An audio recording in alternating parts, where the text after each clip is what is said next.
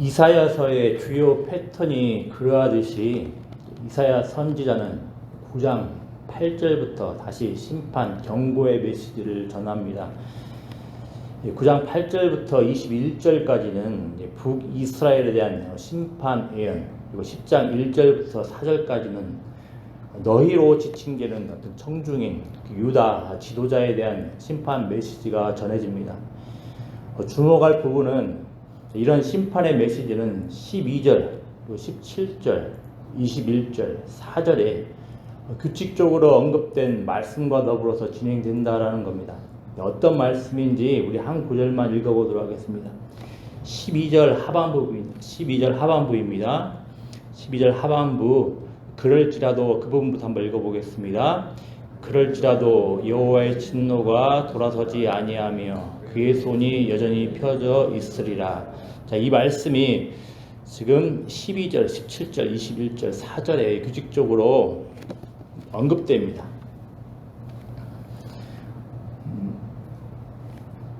12절 하반부를 저희 읽었는데, 그럴지라도 지금 여호와의 진노가 돌아서지 아니하며 그의 손이 여전히 펴져 있으리라. 자, 이 말씀입니다. 이 말씀이 무슨 말이겠습니까? 하나님께서 이스라엘과 유다에게 경고의 메시지를 거듭거듭 주셨음에도 이들이 계속해서 듣기를 거부하고 무시했다라는 겁니다. 따라서 이들을 향한 하나님의 진노가 그만큼 강렬하다는 것을 보여줍니다. 동시에 그만큼 이스라엘과 유다의 죄악이 얼마나 고집스럽고 심각한지를 보여주는 겁니다. 하나님의 심판의 메시지, 경고의 메시지는 이렇습니다. 8절부터 12절에서는 하나님의 심판에 대해서 이스라엘 백성들의 교만하고 완악한 반응이 나옵니다. 10절의 표현은 하나님께서 이스라엘의 적들을 통해서 이스라엘의 성벽을 무너뜨린 사건을 반영하는 것으로 보입니다. 즉, 하나님께서 적들의 손으로 하여금 이스라엘을 지금 공격하게 한 겁니다. 하지만 이들은 뭔 자신감인지 몰라도 무너진 것들을 더 좋은 것으로 대체할 수 있다는 반응을 보이고 있습니다. 교만한 겁니다. 이 하나님께서는 아람과 블레셋을 격동시켜서 이스라엘을 치게 하신다고 합니다. 하지만 그럴지라도 여호와의 진노가 돌아서지 아니하며 그의 손이 여전히 펴져 있다고 합니다. 그런데 이 하나님의 이런 진노하심에도 이스라엘은 여전히 어떤 반응을 보입니까? 13절에서 어떤 반응을 보이고 있습니까? 그리하여도 그 백성이 자기들을 치시는 이에게로 돌아오지 아니하며 만군의 여호와를 찾지 아니하도다. 자, 이렇게 반응을 보이고 있습니다. 그래서 하나님께서는 14절부터 17절에서 이스라엘의 지도자들, 즉 각각 이스라엘 중에서 머리와 종려나무로 지칭되는 장로들, 존귀한 자들, 그리고 꼬리와 갈기로 지칭되는 거짓 선지자들을 치신다고 합니다. 그리고 이들 지도자들의 그릇된 인도로 인하여서 그릇되게 행하는 백성들, 심지어는 고아와 과부 같은 자들도 치신다고 말씀을 합니다. 하지만 여전히 그럴지라도 여호와의 진노가 돌아서지 아니하며 그의 손이 여전히 펴져 있으리라, 이렇게 말을 합니다. 그만큼 이스라엘 죄악이 심각함을 보여주는 겁니다. 그래서 18절부터 21절에서는 다시 하나님의 심판의 메시지가 나옵니다. 불로 표현되고 있는 악행이 자신들을 괴롭게 한다고 합니다. 이사야 5장 6절에서는 찔레와 가시는 악한 백성들을 가리키는 표현이었기 때문에 지금 악행 같은 불이 찔레와 가시를 삼키며 빽빽한 숯불을 사른다는 표현은, 자, 이들의 악행이, 이스라엘의 악행이 결국 자기들을 고통스럽게 하고 이스라엘을 고통스럽게 한다는 말입니다. 또 하나님의 진노가 이스라엘 땅이 불에 타는 것처럼 임하여서 이스라엘 백성들이 극심한 고통 가운데, 그들 가운데에서 서로 비참한 일들을 행할 것이라는 겁니다. 더 나아가서 같은 동족 지파들 간에 전쟁을 할 정도로 고통스러운 상황으로 빠진다고 이야기를 하는 겁니다. 자, 그런데도 여전히 여호와의 진노가 돌아서지 아니하며 그의 손이 여전히 펴져 있다고 말씀을 합니다. 왜입니까? 그만큼 이스라엘이 교만하고 완악하기 때문입니다. 하나님의 계속되는 심판에도 고집스럽게 돌이키지 않기 때문입니다. 이제 10장 1절부터 4절에서는 청중이 바뀝니다. 이들 청중은 이제 너희로 나옵니다. 너희인데, 오늘 9장 8절부터 시작되는 본문 이전에 계속해서 이사야에게 말씀을 받던 유다, 그리고 유다의 지도자들로 보입니다.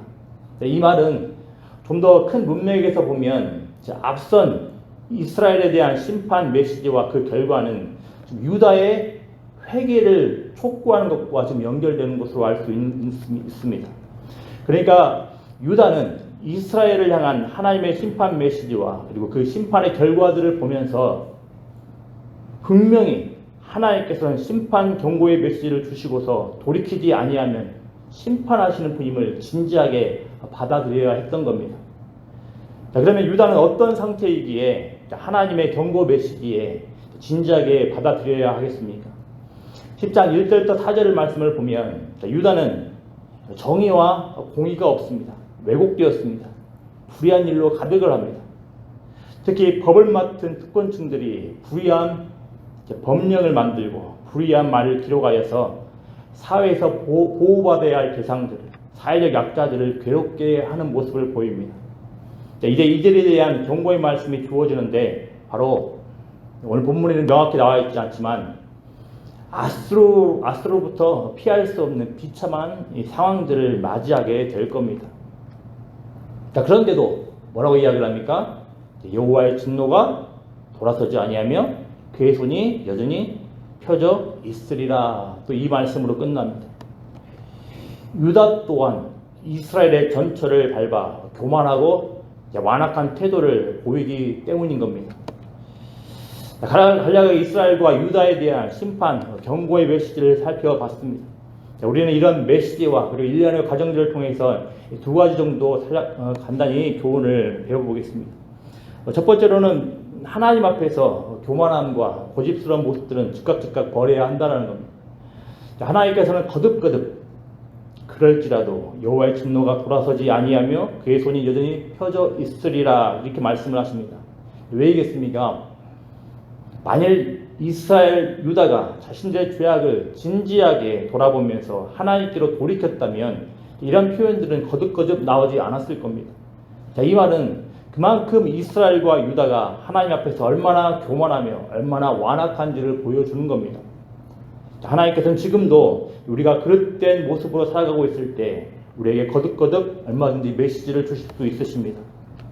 인간관계에서 오는 괴로움, 또 무조건 우리의 잘못으로부터 비롯되었다고 볼 수는 없겠지만 경우에 따라서는 개인적으로 가정적으로 닥친 환난이나 어려움 등을 통하여서 또 망가져버린 우리의 마음과 행실을 통하여서 하나님의 메시지가 오는 경우가 얼마든지 있다라는 겁니다. 그리고 직접적으로 말씀을 통해서 메시지를 주는 경우도 있습니다.